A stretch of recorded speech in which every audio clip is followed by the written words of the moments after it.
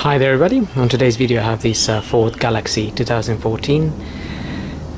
This is the 2-liter diesel TDCi Dura Toro, and I'm gonna be showing you how to remove and replace the air filter. And if you get your bonnet open, you look on the right hand side here, you'll find this box. And this box is held in by these Phillips screws, and there's 1, 2, 3, 4, 5, 6 of them. Now I've already undone them. They're just screws. They don't come out all the way unless you take them out all the way. They only need to come out up to the point where you can take this cover up. And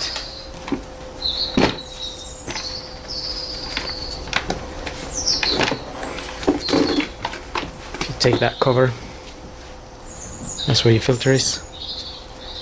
So get your new filter. That's the part number for this one, VFA 1191. So you can hoover or clean the area here a little bit, and then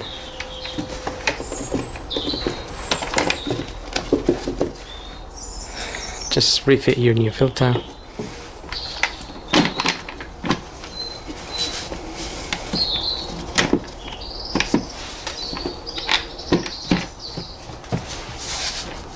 Get the cover back on and put the screws in back.